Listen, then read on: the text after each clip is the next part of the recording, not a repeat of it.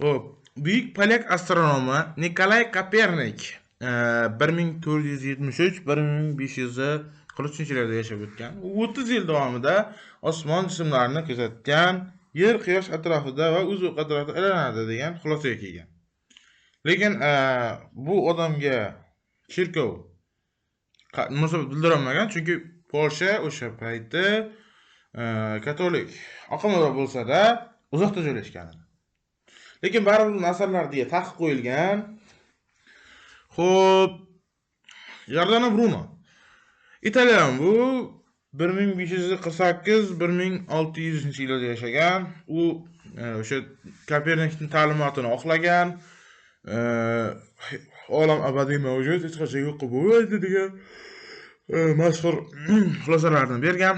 Olamning cheksizligi va abadiyligi haqida nazariyani ilgari surgan. Lekin o'sha cherkov buni shakotlik deb baholab, uni gulxanda yoqishga buyruq berdi.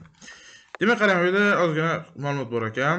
David haykali Michelangelo 26 yoshida yaxlit marmar toshdan yasagan.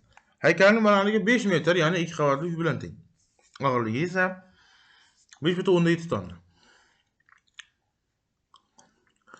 Boshqa bir italiyalik olim Galileo Galilei 1564-1642-yillarda Nikolay Kopernik ta'limotini davom ettirib, geliosentrik nazariyaga asos soldi. Galileining atrof olamni anglashga qo'shgan hissasi ulkan.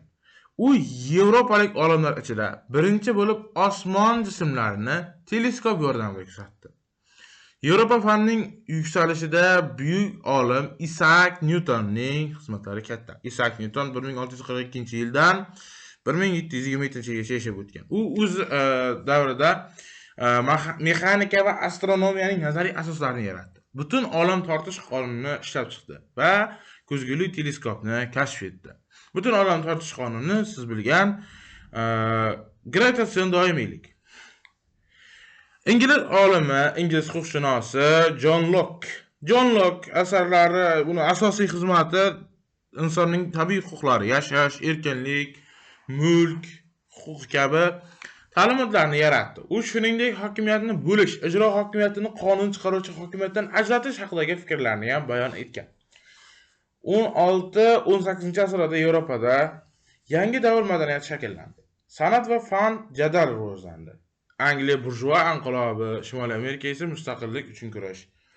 Fransuz inqilobi jarayonlarida paydo bo'lgan kishilarning ozodligi va tengligi haqidagi fikrlar, g'oyalar yana uzoq vaqt ko'plab xalqlar kurashining mazmuniga aylandi.